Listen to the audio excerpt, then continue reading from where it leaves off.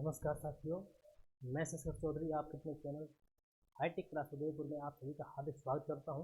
बिल्कुल साथियों, मैं आपके सामने लेकर आया हूं उत्तर प्रदेश सामान्य ज्ञान। तो यूपी जीके है, ये आपके एग्जाम की दृष्टि से बहुत इंपॉर्टेंट है और इसको पढ़ना आपके लिए बहुत ही अनिवार्य होता है, क्योंकि अब क्या है, हमारा जो यूपी तत्परदर्शी आयोग है उसने क्या किया है, सभी प्रतियोगी परीक्षाएं जो यूपी तत्परदर्शी आयोग कराता है उसमें उसने 20 नंबर का जीके और 15 नंबर का कंप्यूटर कर दिया है। तो आपको ये पढ़ना बहुत ही कंपलसरी हो गया है।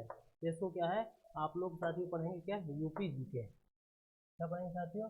यूपी जीके, जिसे आप लोग उत्तर प्रदेश सामान्य ज्ञान के नाम से जानते हैं। और ये बहुत ही इंपॉर्टेंट टॉपिक हो गया है, जो कि हम लोग चल रहे थे, कहाँ तक हो गए थे, उत्तर प्रदेश की हम लोगों ने जो राजधानी थी और मतलब कि उसका गठन के बारे में जान लिया था, विभाजन भी उसका जान लिया था। अब हम उसके बारे में जहाँ से प्रश्न बनते हैं उन टॉपिक को लेकर आए जहाँ से आप लोगों को क्या है, प्रश्न विभिन्न एग्जाम में देखने को मिलते हैं और यहीं से क्वेश्चन पुटअप किए जाते हैं। ठीक है साथियों, तो सबसे पहले हम चलते हैं। देखिए, एक क्वेश्चन ऐसा आया था कि कौन सा जो जिला है उत्तर प्रदेश का वो एनसीआर में शामिल नहीं है। ये क्वेश्चन बहुत पूछा जाता है, तो मैं जो एनसीआर में शामिल जिले हैं, एनसीआर में जो शामिल जिले हैं उनको लिखा देता हूँ।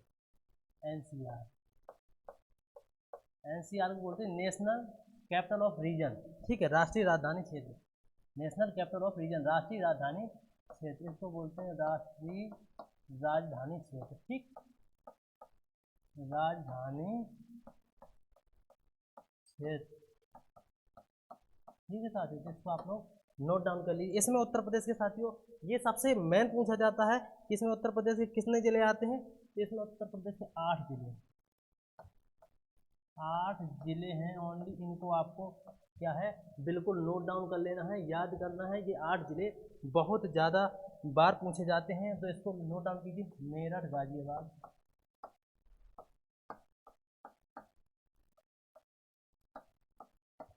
मेरठ, गाजियाबाद, बुलंदशहर, गौतम बुद्ध नगर, बुलंदशहर,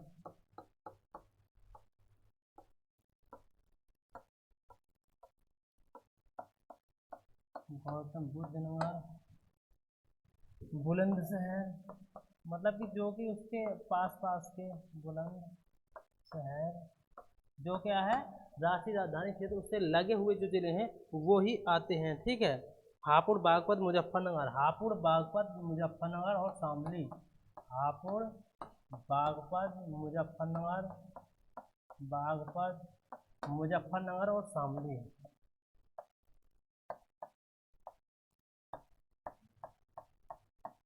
नगर और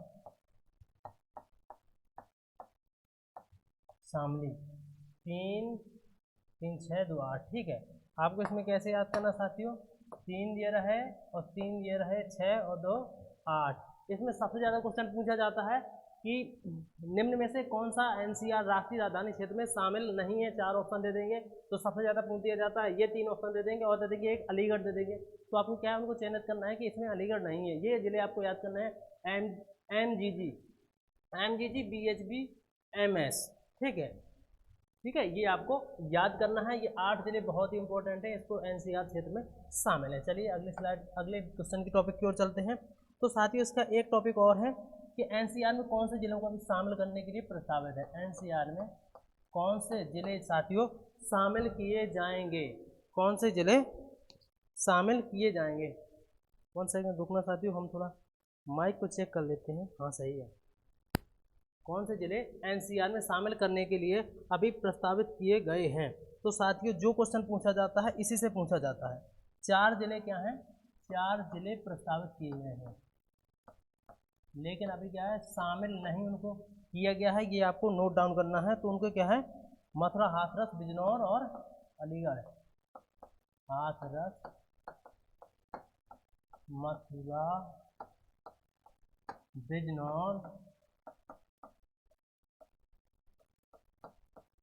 बिजनौर और अलीगढ़,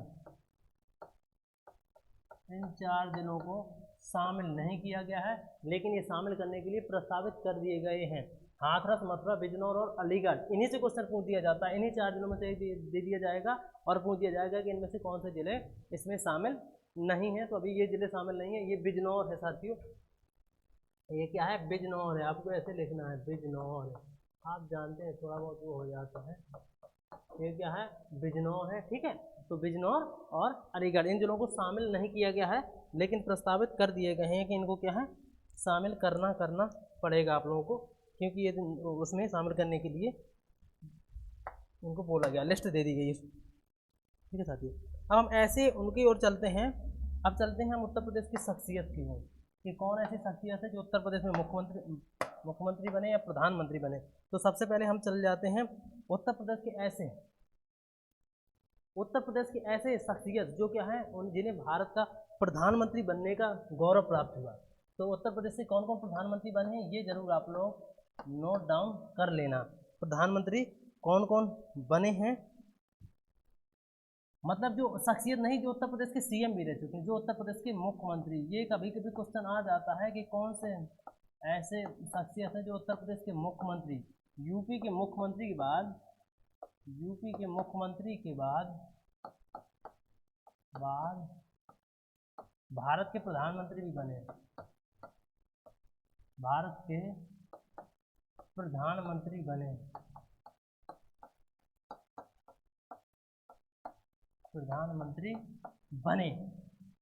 तो इनको आप लोगों को विशेष करके नोट डाउन कर लेना है, ठीक है साथियों। इसमें आप लोगों को विशेष करके नोट डाउन कर लेना है। 2 लोग हैं, कौन कौन से साथियों, 2 लोग हैं, नंबर 1 और नंबर 2, चौधरी चरण सिंह और विश्वनाथ प्रताप सिंह।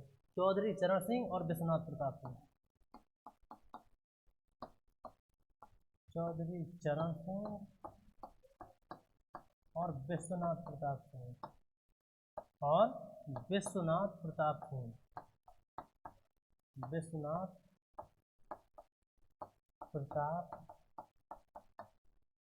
ये 2 ऐसे नेता हैं जो उत्तर प्रदेश के मुख्यमंत्री बनने के बाद उत्तर प्रदेश के प्रधानमंत्री भी बने, ठीक है साथियों। ये मुख्यमंत्री बनने के बाद प्रधानमंत्री भी बने हैं उत्तर प्रदेश के, ठीक है साथियों। ये 2 एक ऐसे नेता हुए हैं, ठीक है। इसको आप लोगों को नोट डाउन कर लेना है। और चौधरी चरण सिंह को क्या है, किसान नेता भी कहा जाता है। इनको क्या है, किसान नेता भी कहा जाता है। यदि क्वेश्चन ऐसा आ जाए कि उत्तर प्रदेश का जो किसान आंदोलन है उसका जो संचालन किसने किया था, तो वो पंडित जवाहरलाल नेहरू ने किया था, और वो भी उत्तर प्रदेश के ही थे, वो भी प्रधानमंत्री बने हैं, लेकिन वो शख्सियत में आते हैं, ना कि मुख्यमंत्री बनने के बाद प्रधानमंत्री। वो उत्तर प्रदेश के कभी मुख्यमंत्री नहीं रहे, इस बात को आप लोगों को नोट डाउन कर लेना है। अब उत्तर प्रदेश के ऐसे विधानसभा अध्यक्ष जो मुख्यमंत्री बने, उत्तर प्रदेश के कुछ क्या है, विधानसभा अध्यक्ष हैं जो मुख्यमंत्री बने, विधानसभा अध्यक्ष जो सीएम बने, विधानसभा अध्यक्ष जो सीएम बने, तो क्या है, सीएम बने। तो देखिए ये जो उत्तर प्रदेश में कुछ विधानसभा अध्यक्ष हैं जो मुख्यमंत्री बने हैं, तो उनमें से बनारसी दास और श्रीपति जी हैं। कौन कौन साथियों, बनारसी दास और श्रीपति हैं। कौन कौन, नंबर 1 बनारसी दास,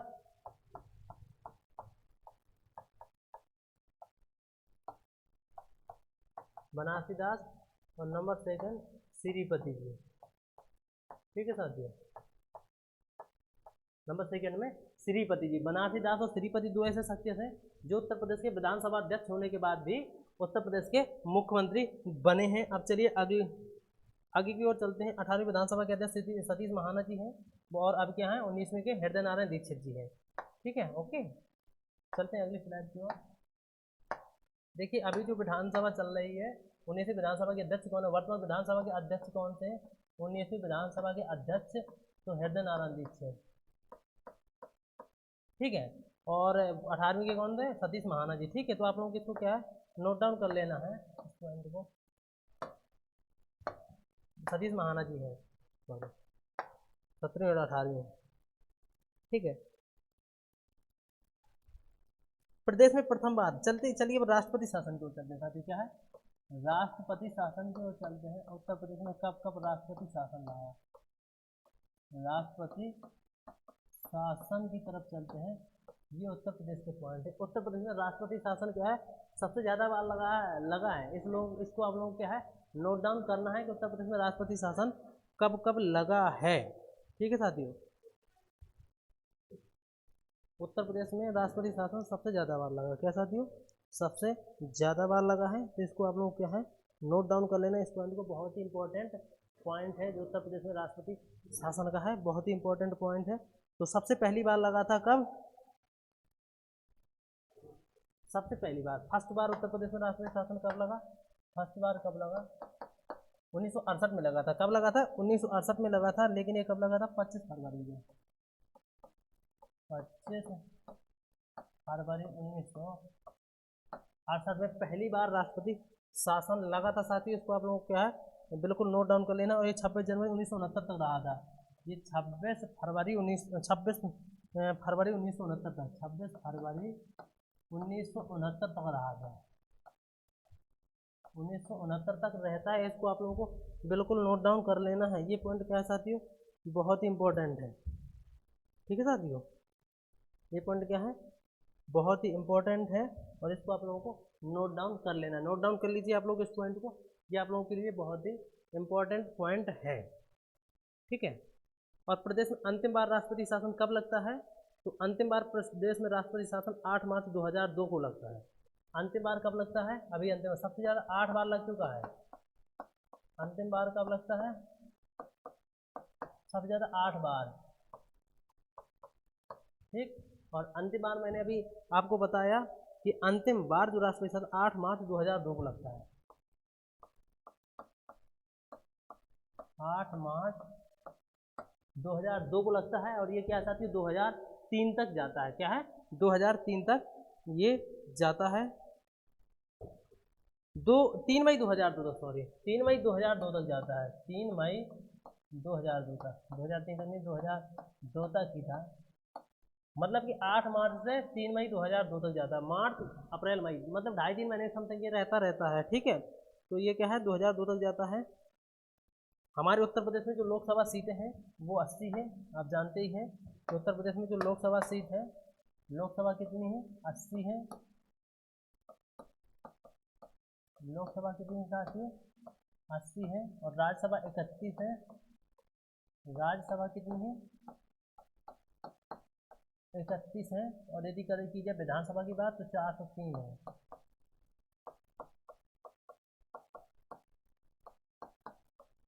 विधानसभा 403 सीटें हैं। ठीक है। ये सभी सीटें हैं, ना कि ऐसे नंबर दिए हुए, ये सभी सीटें दी हुई हैं जिसके आप लोगों को नोट डाउन कर लेना है। ठीक है। विधान परिषद 100 है। विधान परिषद को 303 प्लस 1 क्या है? एक मनोनीत होता है। ठीक है। एक आपको इसमें मनोनीत लिख लेना है, क्योंकि एक मनोनीत भी होता है इसमें। ठीक है साथियों, एक इसमें मनोनीत भी होता है। विधान परिषद की विधान परिषद 100 है। विधान परिषद 100 है। यहाँ से सीधा सीधा क्वेश्चन पूछ दिया जाता है कि विधान परिषद की सीटें कितनी हैं। तो साथियों विधान परिषद की सीटों की संख्या 100 है। बिल्कुल आप लोगों को इस बात को पॉइंट नोट डाउन कर लेना है। ये बहुत ही अच्छी बात मतलब पॉइंट है। राज्य विधानसभा का गठन, मतलब उत्तर प्रदेश में विधानसभा का गठन सबसे पहली बार कब हुआ था? तो राज्य विधानसभा का गठन कब हुआ था? जो विधानसभा का उत्तर प्रदेश में गठन कब हुआ था? विधानसभा का जो गठन है वो कब हुआ था? तो पहली बार 1937 में हुआ था। पहली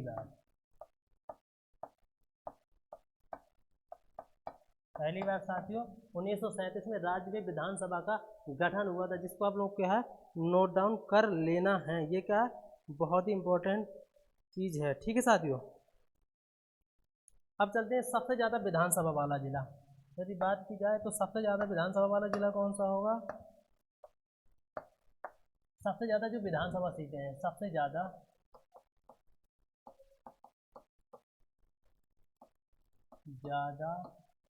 विधानसभा सीट वाला जिला जिसमें विधानसभा है, विधानसभा वाला क्या है? जो विधानसभा वाला जिला है तो इसमें आपको बेझिझक प्रयागराज लिख देना है। क्या साथियों? प्रयागराज लिख देना है। ये क्वेश्चन आपसे पूछा जाता है कि सबसे ज़्यादा विधानसभा उत्तर प्रदेश में किस जिले में है? तो साथियों प्रयागराज में है। प्रयागराज में है। और ये कितनी साथियों? 12 सीट है। और अब करते हैं सबसे कम विधानसभा। सबसे कम देखिए, सबसे कम में उत्तर प्रदेश का क्या महोबा, हमीरपुर, चित्रकूट आएगा। महोबा, हमीरपुर और चित्रकूट आएगा। सबसे कम विधानसभा सीट सबसे कम विधानसभा सीट, विधानसभा सीट वाला जिला कौन सा है? सीट वाला जिला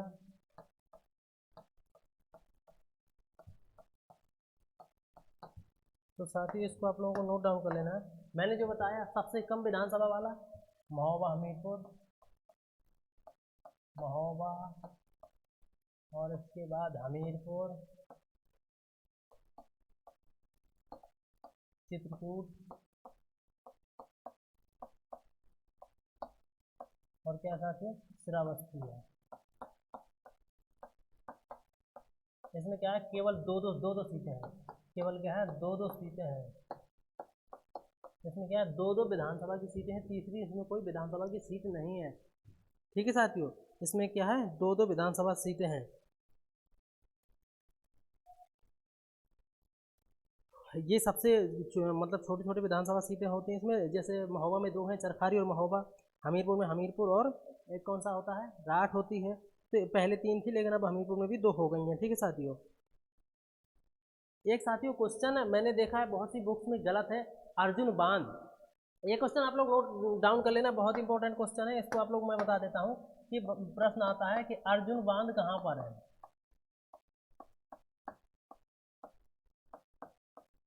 अर्जुन बांध कहाँ स्थित है, अर्जुन बांध कहाँ स्थित है?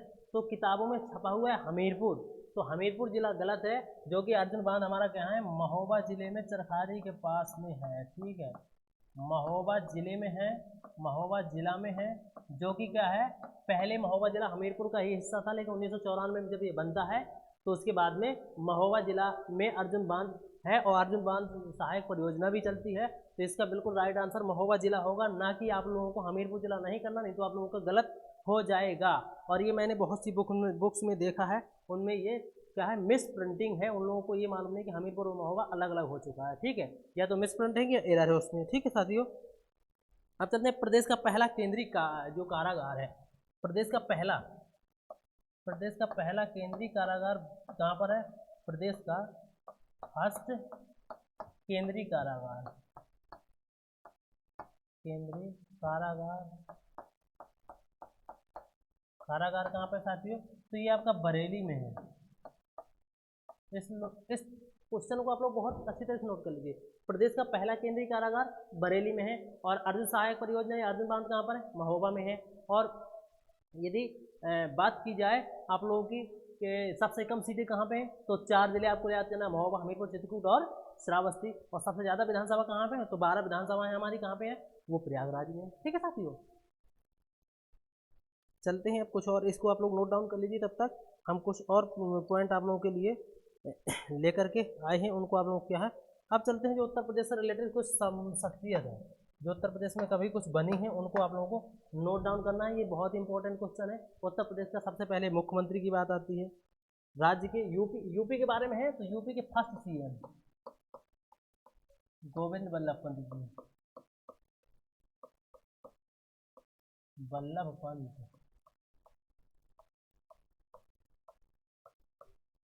ठीक, गोविंद बल्लभ पंत जी उत्तर प्रदेश के पहले मुख्यमंत्री हैं, ये सब कोई जानता है। और उत्तर प्रदेश के पहले उप मुख्यमंत्री, इस लोगों को ये पता नहीं होगा, उत्तर प्रदेश के फर्स्ट उप मुख्यमंत्री,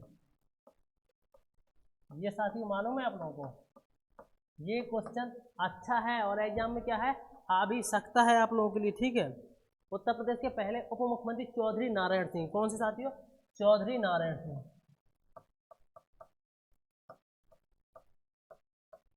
चौधरी नारायण।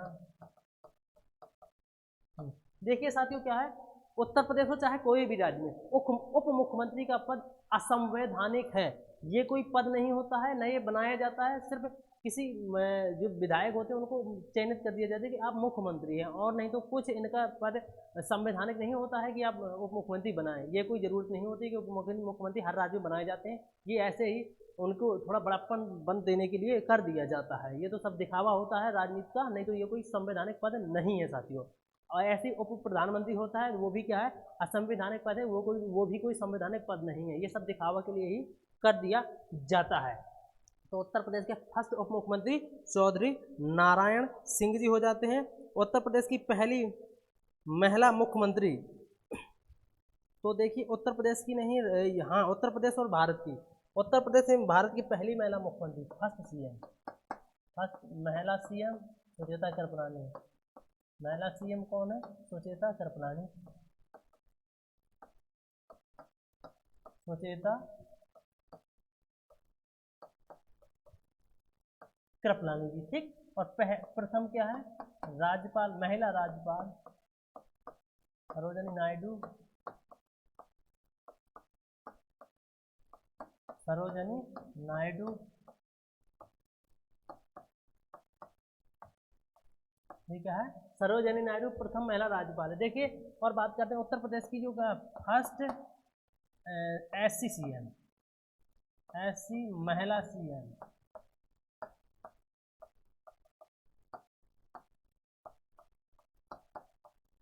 इस क्वेश्चन को आप लोग नोट डाउन कर लेना बहुत अच्छी तरीके से। ये क्या है? सुश्री मायावती जी है, सुश्री मायावती। ये क्या है? उत्तर प्रदेश में सबसे ज़्यादा बार 4 बार सीएम रही हैं, 4 बार की क्या है? सीएम रही हैं। ये जो सुश्री मायावती जी, ये उत्तर प्रदेश की राजनीति की पहली दलित मुख्यमंत्री हैं, और ये क्या है? उत्तर प्रदेश में सबसे ज़्यादा बार मुख्यमंत्री रही हैं, ठीक है। इस पॉइंट को आप लोगों को नोट डाउन कर लेना, बहुत इंपॉर्टेंट पॉइंट है, कभी भी पूछा जा सकता है, और ये पूछ भी लेते हैं इंटरव्यू में, और बहुत सी बार इस क्वेश्चन को पूछा गया है। तो ये क्या है? सबसे ज़्यादा बार मुख्यमंत्री उत्तर प्रदेश की बनी है।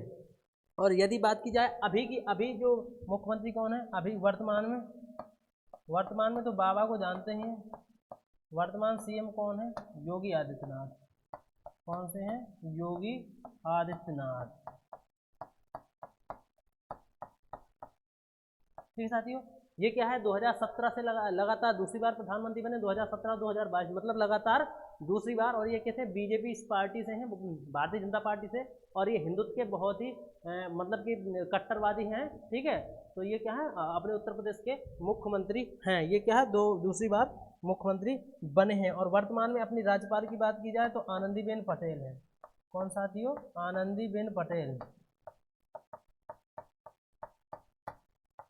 आनंदीबेन पटेल है। देखिए, ऐसे ही धीरे धीरे हम लोग डीपली जाएंगे, पहले हमको लोगों का बेस जो होता है वो मजबूत करना है, ठीक है। तो आप लोग इसे नोट डाउन कर लीजिए, ठीक, स्क्रीनशॉट भी ले लीजिए आप लोग, और फिर कुछ और पॉइंट ऐड कराते हैं।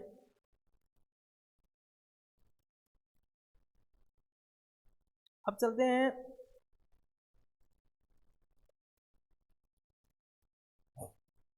अब जैसे स्वतंत्रता के पश्चात जो राज्य के प्रथम विधानसभा अध्यक्ष कौन थे?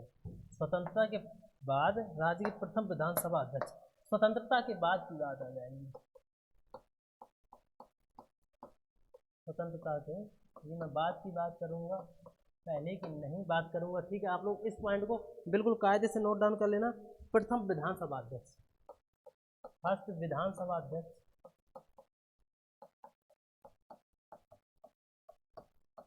विधानसभा अध्यक्ष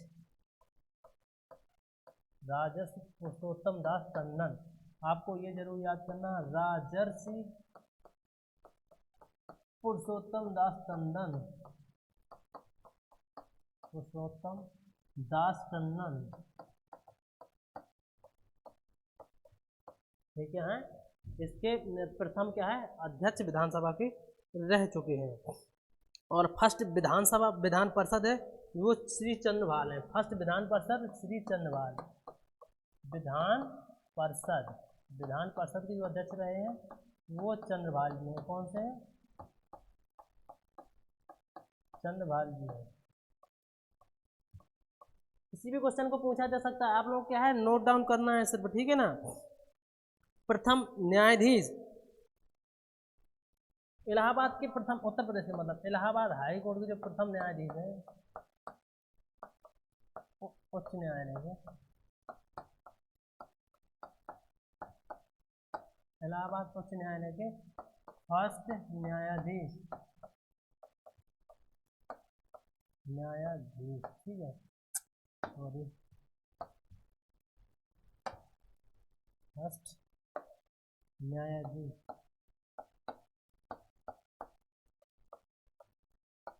फर्स्ट न्यायाधीश आप लोगों को नोट डाउन कर लेना, ये भी एक क्या है बहुत ही इंपॉर्टेंट पॉइंट है, श्री वाल्टर मोरेगन। श्री न्यायाधीश क्या है, मैं इसमें रेड किए दे रहा हूँ, वाल्टर मोरेगन, न्यायाधीश वाल्टर मोरेगन, वाल्टर मोरेगन। ये बहुत इंपॉर्टेंट क्वेश्चन है, इसे आप लोगों को नोट डाउन कर लीजिए, ये कभी भी पूछा जा सकता है, बहुत से एग्जाम में पूछा भी गया है। ठीक है साथियों, अब चलते हैं फिर उत्तर प्रदेश की भौगोलिक स्थिति की ओर, इसे आप लोग नोट डाउन कीजिए, नोट डाउन कीजिए जल्दी से जल्दी। अब चलते हैं भौगोलिक स्थिति की ओर। ठीक है, यूपी की क्या है भौगोलिक स्थिति, भौगोलिक स्थिति। अरे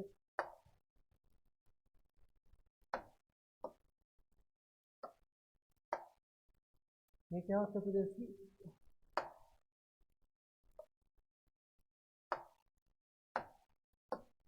भौगोलिक स्थिति हम लोग देखते हैं उत्तर प्रदेश में। ठीक है साथी, भौगोलिक स्थिति, भौगोलिक स्थिति।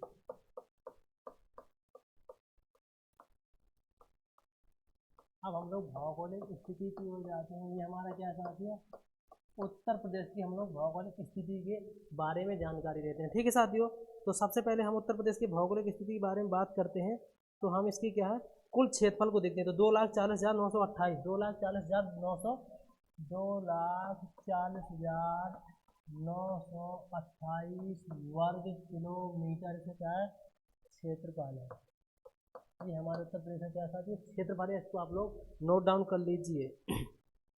और ये क्या है भारत के क्षेत्रफल का 7.33% है, ये 7.3% क्या है भारत के क्षेत्रफल का है, भारत के क्षेत्रफल का।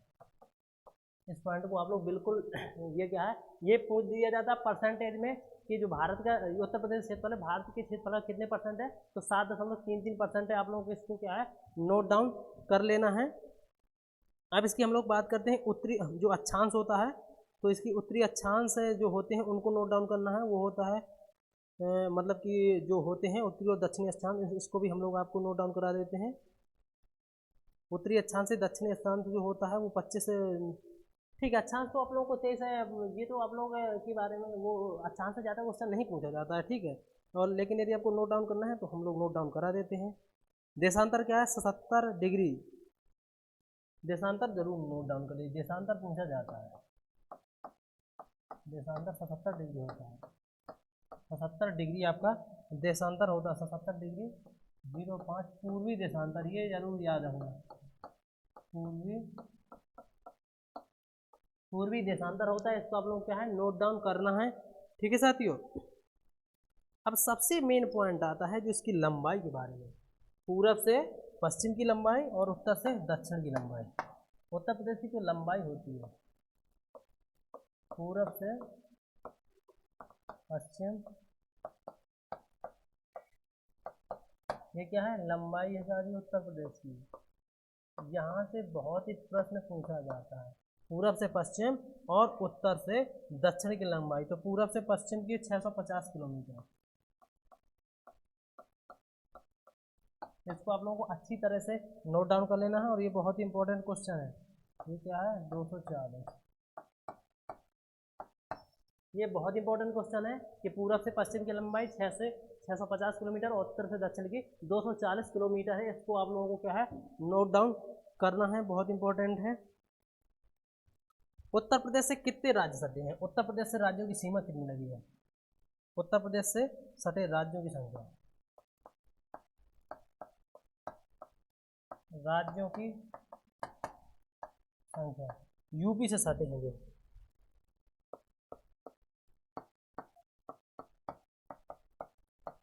जो यूपी से सटे राज्य हैं, तो ये 9 है टोटल, क्या साथियों 9 राज्य है। कितने हैं 9 है, इसमें क्या है 8 राज्य आते हैं, एक केंद्र शासित प्रदेश आता है।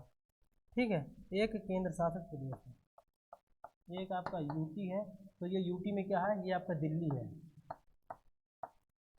ठीक, ये आता है। और राज्यों में देखिए आप बात कर लेते हैं, 8 राज्य, 4 3 7 और 1 8।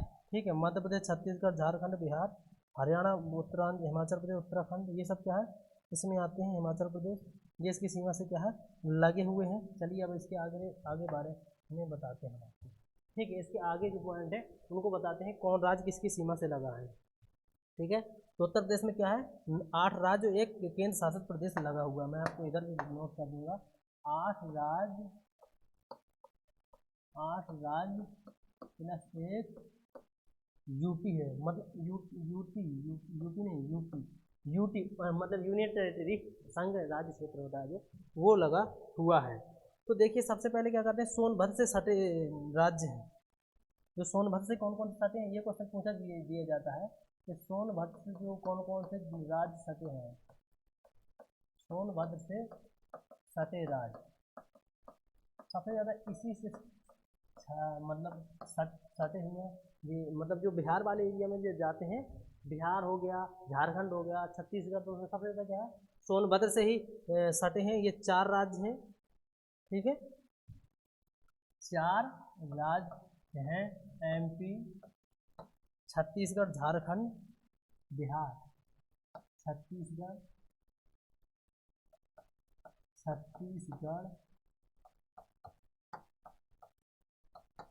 झारखंड,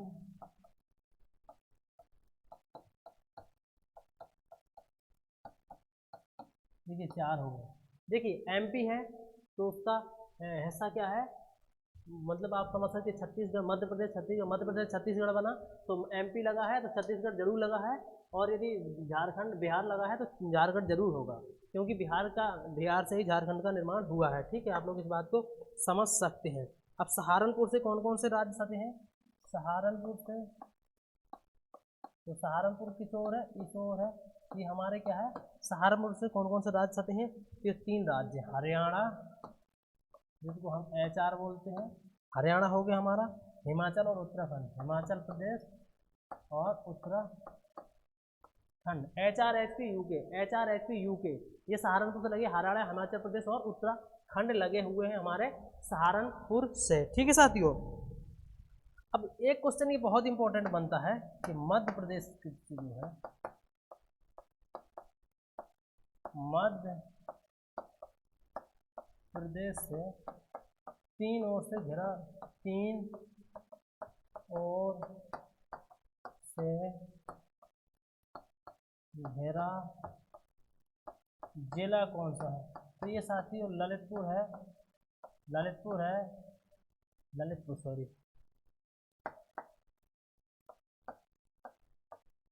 ललितपुर है। जैसे कि हमारे इंडिया में श्रीलंका नीचे की ओर है, लटका हुआ है, ऐसे हमारे जो है उत्तर प्रदेश में ललितपुर ऐसे लटका हुआ है मध्य प्रदेश की ओर। ठीक है, ये तीनों तरफ से मध्य प्रदेश से घिरा हुआ है। ठीक है साथियों, तो ये ललितपुर जो जिला है सबसे ज़्यादा घिरा हुआ है मध्य प्रदेश से। अब एक बात आप लोग और नोट कर लीजिए कि उत्तर प्रदेश से जो सबसे ज़्यादा सीमा किस राज्य से साझा करता है, तो मध्य प्रदेश से करता है। उत्तर प्रदेश सबसे ज़्यादा सीमा जो किस राज्य से लगी हुई है, तो वो मध्य प्रदेश से है। यदि बात की जाए सबसे ज़्यादा मध्य प्रदेश से और सबसे कम, तो हिमाचल प्रदेश से। सबसे ज़्यादा सीमा लगती है किससे, सबसे ज़्यादा सीमा मध्य प्रदेश से और सबसे कम हिमाचल प्रदेश में। सबसे ज़्यादा सीमा किससे, हमारे मध्य प्रदेश से, और सबसे कम हिमाचल प्रदेश से। सबसे कम की बात करें, सबसे कम सीमा किससे सटी हमारी, तो हमारा हिमाचल प्रदेश है। मध्य प्रदेश से पूरा बुंदेलखंड वाला एरिया लगा हुआ है। ठीक है, पूरा बुंदेलखंड वाला एरिया मध्य प्रदेश से लगा हुआ है। ठीक है साथियों, इसको आप लोगों को बिल्कुल नोट डाउन कर लेना है। देखिए मध्य प्रदेश से हमारा इधर ही से चलते हैं आप, झांसी से चले जाइए तो झांसी से पूरा एरिया, और जाकर के सोनभद्र तक चले जाएंगे तो ये इसके साइड वाला एरिया पूरा क्या है, मध्य प्रदेश से लगा हुआ है। चलिए अब कुछ और इम्पोर्टेंट पॉइंट की ओर चलते हैं। आप लोगों के लिए ये भी बहुत इम्पोर्टेंट पॉइंट है। ठीक है, उत्तर प्रदेश का पूर्वी जिला, पश्चिमी, उत्तरी और दक्षिणी। तो देखिए, तो जब हम पूर्वी जिला, उत्तर प्रदेश का क्या है, पूर्वी जिला की ओर जाएंगे, उत्तर प्रदेश का पूर्वी जिला, पूर्वी जिला है ये, और ये क्या है, पश्चिमी जिला है, ये क्या है, उत्तरी जिला है, और ये क्या है, दक्षिणी बापू। तो आपको पूर्वी में क्या करना है, सबसे पहले करना है, जब हम पूरब में जाएंगे तो क्या है, बापू को याद करेंगे कि भैया बापू। तो बा से बलिया और पा से पूर्वी। तो बलिया जिला हमारा क्या है, पूर्वी जिला है। उत्तर प्रदेश का पूर्वी जिला क्या है, बलिया है। बलिया, बापू, बा से बलिया और पा से पूरब। आपको इस चीज़ को याद करना है, ये बहुत इंपॉर्टेंट चीज़ है। बा से बलिया, बा से बलिया और बा से बापू और पा से पूर्वी। ठीक है, पा से पूर्वी, बा से बलिया और पा से पूर्वी, बा से बलिया और बापू आपको याद करना है। पश्चिमी जिला की ओर जाते हैं, तो पश्चिमी जिला के ओर जाते हैं तो इसमें क्या साथी, शामली होता है। तो शाम कहाँ होती है, शाम कहाँ पर होती है, तो शाम पश्चिम में होती है। तो शामली, तो शाम क्या है, पश्चिम में होती है, तो शामली क्या है, पश्चिमी जिला है उत्तर प्रदेश का। शाम कहाँ पर होगी, बोलिए शाम कहाँ पे होगी, तो शाम होती है पश्चिम में, तो शामली क्या है, पश्चिमी जिला है। पूर्वी, बापू, बा से बलिया, पा से पूर्वी। आपको याद हो गया ना, कितना हमने इजी बता दिया। अब चलते हैं उत्तरी जिला की ओर। तो उत्तरी जिला हमारा सहारनपुर है। उत्तरी जिला सहारनपुर है। सहारनपुर को हम लोग उत्तरी बोलते हैं। और दक्षिणी की बात करें तो दक्षिणी हमारा हो जाएगा सोनभद्र। देखिए इसके लिए हम ट्रक लेके आए हैं। जो उत्तरी जिला है वो सहारनपुर, साऊ क्या है, साऊ, ऊषा, ऊषा बोलते हैं ना, ऊषा बोलते हैं। तो क्या है, उत्तरी क्या है, सहारनपुर। ऊषा कहाँ है, सहा, ऐसे सहपाठी नहीं होती है, तो ऊषा क्या है, सहारनपुर की ओर गई। तो ऊषा आपको याद करना है, ऊषा, ऊ से उत्तरी, ठीक है, और साथ है सहारनपुर। ऊषा क्या है, सहारनपुर गई। ऊषा, उत्तरी से क्या है, ऊषा, ऊ से उत्तरी और सा से सहारनपुर। और दक्षिणी असोद। एक देखिए इसको बोलते हैं वेस्ट, साउथ, मतलब ये क्या है, दक्षिणी जिला है जो सोनभद्र है। सोनभद्र, तो ये क्या है, सोदा। आप लोग सोदा लेने जाते हैं क्या, दक्षिण दिशा की ओर, तो क्या है, दक्षिण दिशा की ओर सोदा लेने जाते हैं। ठीक है, सोदा। ठीक, आप लोग इस पॉइंट को, इन पॉइंटों को नोट डाउन कर लीजिए, ये आपके लिए बहुत ही इंपॉर्टेंट पॉइंट है। अब चलते हैं जो मतलब क्षेत्रफल में सबसे ज़्यादा बड़ा जिला है, क्षेत्रफल की दृष्टि से बोलेंगे हम, सबसे बड़ा जिला,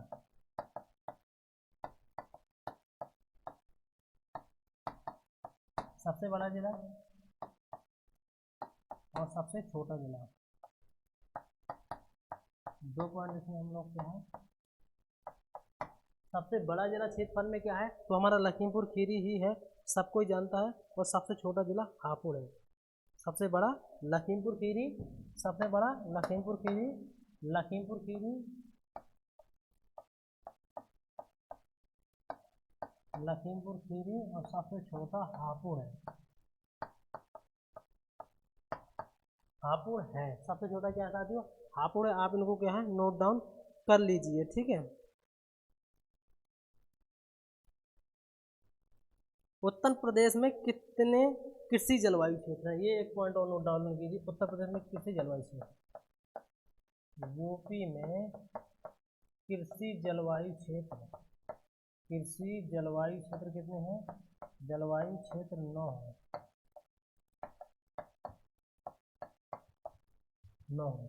कितने साथियों, उत्तर प्रदेश में, उत्तर प्रदेश में 9 कृषि जलवायु क्षेत्र है। ठीक है साथियों, चलते हैं, आप इन्हें पहले नोट डाउन कर लीजिए, फिर हम इसको आगे चलते हैं।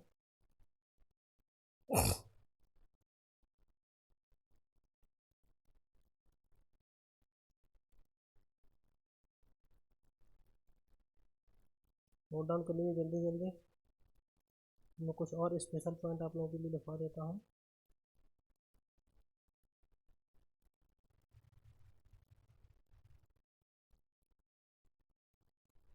चलिए हम यहाँ से कुछ एक और सॉरी, अब यहाँ से हम नेक्स्ट पॉइंट की ओर चलेंगे। बहुत इंपॉर्टेंट टॉपिक है आप लोगों का, झीलें। उत्तर प्रदेश की जो झीलें हैं, झीलों की ओर चलेंगे। बहुत इंपॉर्टेंट टॉपिक है ये, क्या साथियों, झीलें, मतलब कि जो झीलें होती हैं ये क्या है, कृत्रिम रूप से तैयार की जाती हैं। ये झीलें होती हैं, कुछ प्राकृतिक होती हैं, कुछ कृत्रिम होती हैं। तो उत्तर प्रदेश में झीलें देखना आपको किस किस जिले में कौन कौन सी झील स्थित है, तो आप लोगों को सिर्फ लिखते जाना है, मैं आपको बताता जाता हूँ। सबसे पहला है कीटम सागर या सुर सरोवर। कीटम सागर या सुर सरोवर, कीटम या तुम सुर सरोवर भी बोलते हैं। पहले मैं लिख लेता हूँ, फिर इसकी झीलों का नाम आपको बता देता हूँ, ठीक है। फिर है फुलहर झील, फुलहर झील। इसके बाद में आप लोग लिखेंगे, ये आती है बड़ा ताल बरुआ सागर, बड़ा ताल आएगी है, बड़ा ताल आएगी, बरुआ सागर आएगी, बरुआ सागर झील भी आती है साथियों, ठीक है। बरुआ सागर भी क्या है, झील है। एक लक्ष्मी ताल है, लक्ष्मी ताल भी है। मदन सागर, कीर्ति सागर। देखिए इसमें नोट कर लीजिए, अब मैं बताता जा रहा हूँ आपको, कुछ इसमें पॉइंट नोट करना है। तो ये कीथम सागर ये क्या है, आगरा में है। मैं आपको जिले वार लिखवा दूंगा। आगरा में कीथम या सुर सरोवर। देखिए आगरा जिले में कौन सी है, कीथम सागर झील है, आप लोग जानते ही हैं। तो आगरा में क्या है, कीथम सागर सुर सरोवर, ठीक है। आप लोग इसको क्या है आगरे में नोट डाउन करें। फुलहर झील पीलीभीत में है, ये क्या है, पीलीभीत में है। पीलीभीत में। फुलहर झील कहाँ, फुलहर झील पीलीभीत, ठीक। ये क्या है, बड़ा ताल क्या है, शाहजहांपुर में है, शाहजहांपुर। देखिए आप लोगों इसे नोट डाउन कीजिए। कीथम झील कहाँ पे है, जिसे सुर सरोवर झील बोलते हैं, तो आगरा में है। फुलहर झील कहाँ है, पीलीभीत में है। और बड़ा ताल की बात कीजिए तो शाहजहांपुर में है। और बरुआ सागर और लक्ष्मी ताल ये दोनों क्या है, झांसी जिले में है। ये क्या है साथियों, झांसी जिले में है। आप लोग मुझे तो जानते ही होंगे, मैं भी क्या है आपके यूपी के निवासी हूँ और महोबा जिला का मूल निवासी हूँ, ठीक है। अब चलते हैं हम लोग कुछ। अब देखिए महोबा जिले की मैं इंपॉर्टेंट झीलें लिखवाता हूँ, क्योंकि मैं महोबा का हूँ तो मुझे सारी महोबा की झीलों के बारे में तो वैसे ही जानकारी है। तो मैं चलिए आपको महोबा जिले की कुछ झीलें लिखवा देता हूँ। तो ये झीलों का ही सिस्टम चल रहा है, तो झीलें आप लिखिए महोबा जिले की। महोबा जिले में कौन कौन सी झीलें हैं, आपको इसको क्या है स्पेशल करके नोट डाउन कर लेना है कि महोबा जिले में कौन कौन सी झीलें हैं। तो देखिए महोबा में झीलें लिखता हूँ, मदन सागर, कीर्ति सागर। आइए कभी महोबा और घूमिए, अच्छी अच्छी झीलें हैं। मदन सागर, कीर्ति सागर, कीर्ति सागर, विजय सागर, बेला सागर, विजय सागर, विजय सागर, बेहला सागर, बेहला सागर, बेला सागर हो गया। उसके बाद में रहेला सागर, ये बेहला नहीं बेला है, बेला है ना, ये बेला मतलब बेला है, ये बेहला नहीं बेला, रहेला अलग है। ये क्या है, बेला सागर, और एक है रहेला सागर। ये क्या है, रहेला सागर, रहेला सागर, ठीक है। तो ये बेला सागर और रहेला सागर है, ठीक है। तो देखिए इसको आप लोग क्या है नोट डाउन कर लेना है। देखिए मैं आपको बताता हूँ, ये सभी क्या है महोबा में है। जो मदन सागर झील है ये भी महोबा में है, कीर्ति सागर भी महोबा में है, विजय सागर भी महोबा में, और विजय सागर भी महोबा, रहेला सागर भी महोबा में। बेला सागर आपने सुना होगा, आला उदल, तो वो जो क्या है एक थी, उन्हें आला उदल की क्या है ब्रह्मा थी, उनकी पत्नी का नाम था बेला, तो उन्हीं के नाम पे क्या है ये बेला सागर जो झील है उसका निर्माण किया गया है। विजय सागर विजय बर्मन थे उनके नाम पे। कीर्ति सागर इसे कीर्ति ताल भी बोलते हैं, ये बहुत प्राचीन काल में फेमस रहा है, जो कीर्ति बर्मन के नाम पे है। मदन सागर मदन बर्मन के नाम पर है, ठीक है। रहेला सागर एक, ये भी एक उन्हीं के वो है झील है। तो ये क्या है सारी सारी महोबा में, आप इन्हें नोट डाउन कर लीजिए। और एक चीज़ नोट डाउन कर लेना कि बलिया में सुरहा ताल, बलिया की ये झील बहुत पूछी जाती है। तो बलिया में कौन सी झील है, सुरहा ताल। बलिया में कौन सी झील है, सुरहा ताल। सुरहा ताल झील साथियों कहाँ पर है, बलिया में है। आप इसे नोट डाउन कर लीजिए, स्क्रीनशॉट ले लीजिए, ठीक है साथियों। आप इन्हें नोट डाउन कर लीजिए। कानपुर की कुछ झीलें फिर मैं आपको नोट कराता हूँ। कानपुर की क्या है, कानपुर की मोती झील और बल्हापारा, मोती झील और बल्हापारा। मोती झील, रेव मोती झील आप गए हैं, हम घूम आए, बहुत अच्छी जगह रेव। और बल्हापारा,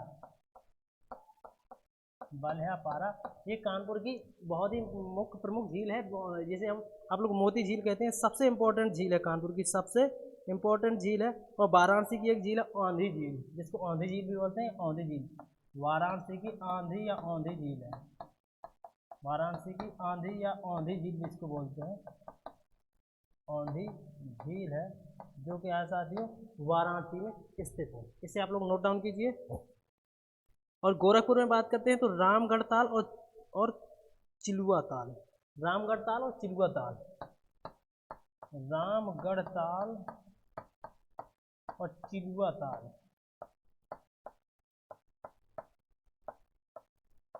चिलुआ, ये दोनों कहाँ है? गोरखपुर में। ठीक है साथियों, इसे आप लोग नोट डाउन कर लीजिए, गोरखपुर में। ठीक है साथियों, तो आप इन झीलों को नोट डाउन कर लीजिए, ये बहुत ही इंपॉर्टेंट झीलें हैं। मथुरा की कुछ झीलें रखेंगे जिसे मैं आपको नोट करा देता हूँ। मथुरा की भी बहुत इंपॉर्टेंट झीलें हैं। अब आपको नोट डाउन करना है मथुरा की झीलें। कहाँ की साथियों? ओनली मथुरा। और मथुरा और महोबा, इन दो की झीलें बहुत ज़्यादा हैं, इनको आप लोगों को नोट डाउन करना है। ठीक है, राधा कुंड कुसुमताल, राधा कुंड कुसुमताल, कुसुमताल, राधा जी से राधा, फिर कुसुमताल हो गया। फिर श्याम कुंड ने, श्याम कुंड ने, राधा कुंड है तो श्याम कुंड जरूर होगा, राधा है तो वहाँ पे श्याम जरूर होंगे। फिर नौह और कोकला, नौह कोकला कृष्णा, कृष्णा, नौह और कोकला, नौह और कोकला, ये सभी क्या है? मथुरा की झीलें हैं, इन्हें आप लोग नोट डाउन कर लीजिए साथियों। एक और है आपकी मानसी गंगा कुंड, बस हो गई आपकी झीलें। मानसी गंगा कुंड, मानसी गंगा कुंड। ठीक है साथियों, तो आज के लिए इतना ही, फिर कल मिलते हैं नए टॉपिक के साथ आप लोगों के साथ। तब तक के लिए विदा लेते हैं, धन्यवाद, वंदे मातरम, जय हिंद साथियों।